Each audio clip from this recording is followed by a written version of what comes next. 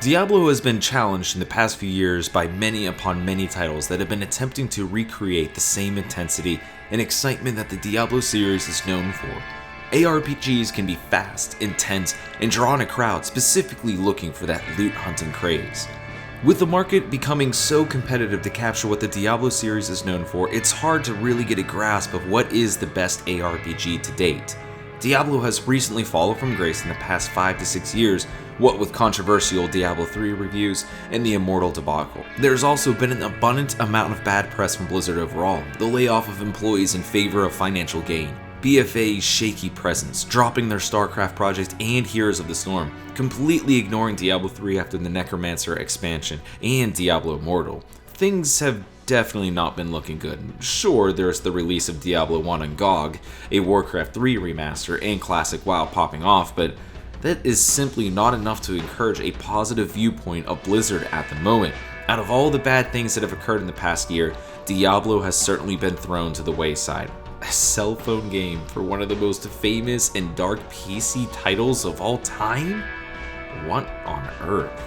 I know many of you watching this video have seen my misgivings about Diablo 3, but at least that was on PC. It had some oomph behind it. You could see that people spent a lot of time and effort making Diablo 3, even if you don't like the game itself. Diablo Immortal is, for all intents and purposes, a red flag that it's time to move on from the franchise. At least until they announce Diablo 4, and even then I will have my reservations. So I've sat here lately trying to figure out what I'm going to do as the dust settles regarding the Diablo franchise. I've seen all of the comments, all of the suggestions, Torchlight, Grim Dawn, Path of Exile. Well, it's time. My name's Basil, and we're going to figure out which one of these action RPG titles can hold a candle to the Diablo franchise. Torchlight was the game series I wanted to first tackle because of several reasons. I've actually already played the game before with my brother and friends, and it was quite fun from what I remembered. The game obviously plays in a similar fashion to the Diablo series. You have your click abilities and hotkeys, abilities are slowly awarded over time and can be improved upon, and you have your consumables to help you along the way.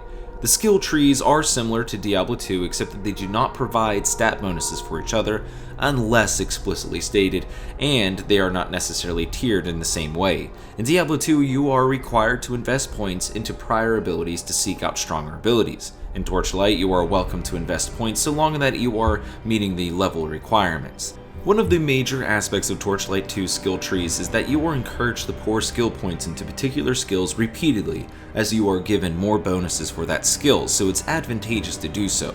Although many would be inclined just to spread points out and have access to all the abilities, this isn't really a good path to take. This isn't Diablo 3 where skills are just granted automatically. Not to mention some skills are gated behind level requirements, which I don't believe is telegraphed very well.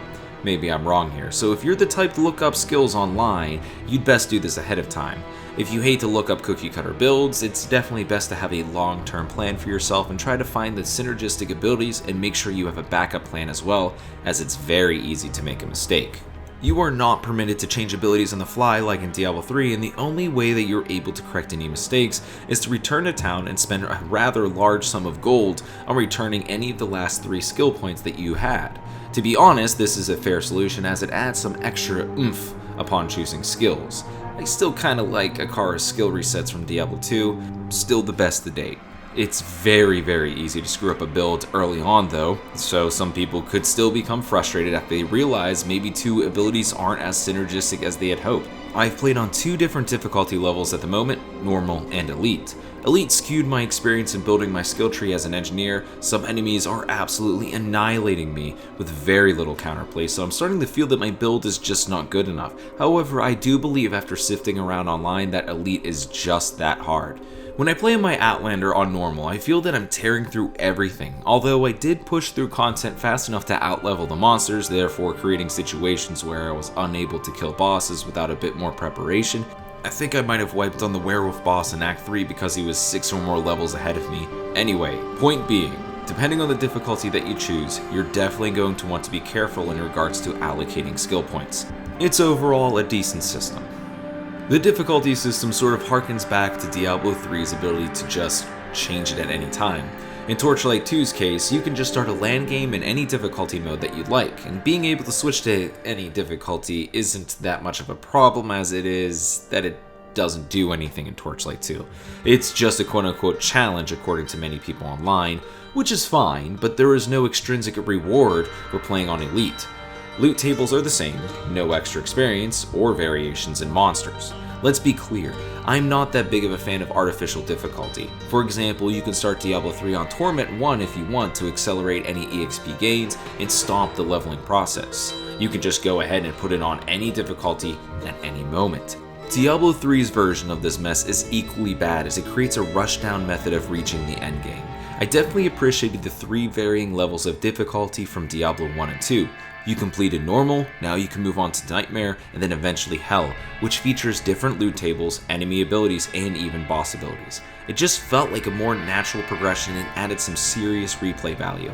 Anyways, this part of Torchlight gets a thumbs down for me. I'm just not a fan.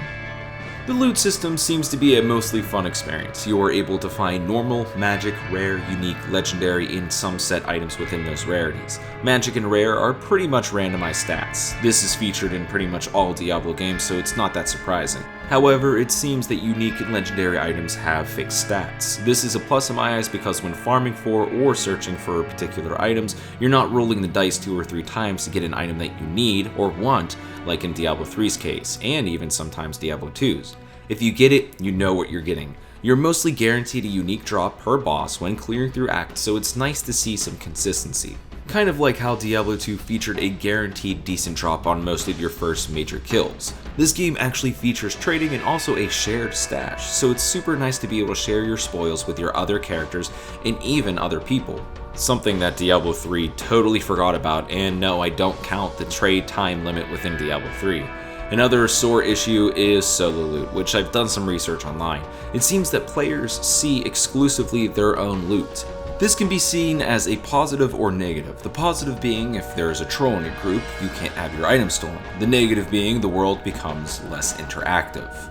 But it's clear that this game draws inspiration from Diablo. I mean, geez, the music from the first act in Torchlight 2 is super similar to Act 1 from Diablo 2. I could literally hear the same exact tones and notes from the Cold Plains. Definitely hit some nostalgic chords there. This isn't just a feeling. I had to look this up to confirm, but the same guy that composed Diablo 1 and 2's music composed Torchlight's music. It's really amazing the kinds of tunes Matt Ullman comes up with, just always thematically dark and ominous. Still wondering why the Diablo 3 development team decided to pass up Matt Ullman's talent. According to an interview with the guy, he said he was actually working on the Diablo 3 music before he left the company.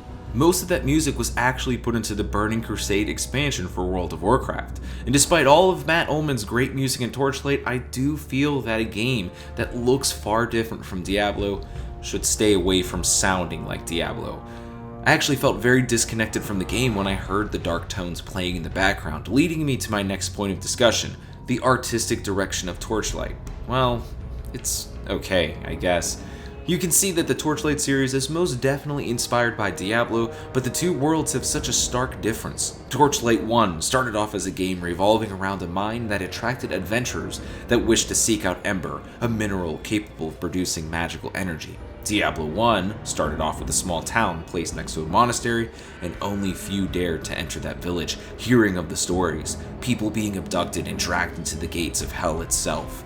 Many of you watching this video are very familiar with the story of Diablo, so I won't get much further into it, but if you're only a fan of the Diablo series because of how deep it delved into the Christian myths and ethos, Torchlight isn't gonna be for you. Not to mention there's a sharp contrast in how death, fear, and horror are portrayed. Torchlight takes the Diablo 3 route of blood, guts, and explosions, while Diablo 1 and 2 tended to be more subtle and dark. Also, Torchlight is just very cartoonish. Stylized, but cartoonish. I can see the appeal of choosing an artistically and streamlined style, because I can imagine how efficient it must have been when they created Torchlight altogether. Everything is so cohesive for the most part outside of the music. But to really put forth my major point here, Torchlight's artistic direction is far, far away from Diablo. The story itself isn't much to write home about. It's centered around the alchemist from the previous game. He had become so consumed by Ember that he ended up destroying the town of Torchlight. going as far to steal the heart of Ordrak, the boss of the first game. The alchemist continues sowing discord, attacking the many guardians of the world and causing chaos. You basically follow his path of destruction, much like in Diablo 2, where you follow the Dark Wanderer. Torchlight alludes strongly and obviously took inspiration from Diablo in many aspects. However, the game does try to strengthen its lore by having plenty of dialogue and various ways of solidifying the world. Side quests, hints at the Netherrealm, and the Elemental Lords all have a way of bringing the game together in its own way. I wasn't much a fan of the dwarf aesthetic towards the end of the game, even though it tied in with lore. I'm used to that hellish atmosphere that the Diablo series is known for towards the end of the game.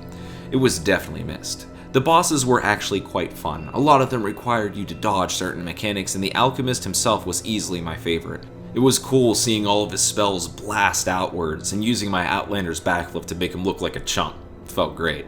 Of course they took Diablo's lightning and fire beam and gave it to him, though it didn't really look the same and it didn't really do that much damage either. I should probably try him on Elite. The genie, werewolves, and phase portal challenges were all super fun, among others. You can tell that the game designers not only had fun creating these encounters, but are experienced ARPG developers. Post-game is what a lot of people look forward to, and I gotta be honest, I didn't invest too much time into this, but from what I saw, it seemed like the game revolves around its New Game Plus mode, where you can play through the game again and again, but the monsters' levels follow yours to a certain point. So upon restarting the game, the monsters were in the 50s in Act 1. This is where I think there was a lapse in judgment. New Game Plus is, well, it's kind of aimless. It's an expedited EXP process essentially. There is no increase in difficulty, it's just the same thing as you were before, except some of the monsters are less difficult to kill. The dwarf area was absolutely more difficult than a lot of the monsters in Act 1 on New Game Plus. I guess you can sort of make the same argument with normal versus nightmare mode in Diablo 2, but nightmare mode in Diablo 2 quickly catches up with that difficulty. This is why I mentioned the casual, normal, elite difficulties within Torchlight earlier. I understand not wanting to copy Diablo directly, but that would have been a far better option than empty difficult levels. You're talking about a game that needs to be played repeatedly and is meant to incrementally reward the player. Increasing difficulty slowly over time is a natural thing to do in games. It makes the game feel different on that second playthrough. Playing on Elite from the beginning to New Game Plus will still feel unrewarding because it's still the same thing. Much like playing on normal from the beginning to New Game Plus, it's just stagnant. Now, there is another way to play post-game, it's called the Map Room, and it's basically a Nephilim Rift mode in Diablo 3. Except you can choose to gain certain bonuses or give monster buffs and nerfs within those maps that you explore. The maps are randomly generated and will always be different for the most part, which is nice I guess. It's cool to see what kind of combinations you can get, but it's definitely missing something. It is without a doubt the better portion of endgame content within Torchlight 2. Overall, Torchlight 2 is a nice departure from Diablo as an ARPG, but it leaves a lot to be desired. You can tell the people who created this game put a lot of love and care into it, but the inspiration it drew from other ARPGs clashes with its art direction. It feels more cartoony than even Diablo 3, but it has certain elements that were praised in Diablo 2. It brings everything that you need within an ARPG to the table, but it just misses the mark for me. I would only recommend this game to someone who may not enjoy the dark aesthetic the Diablo series is known for, but is seeking out an ARPG to play. I still look forward to whatever Runic Games develops. Maybe I'll check out Torchlight Frontiers. For now, stick around because I'm going to be playing through Grim Dawn, Titan Quest, Median Exile, or Path of Exile. Make sure you stop by and vote to make yourself heard on my recent poll. Hey, I'm Basil, checking out. The Super Retro Bros have a lot more content coming your way, so until next time, thanks for watching.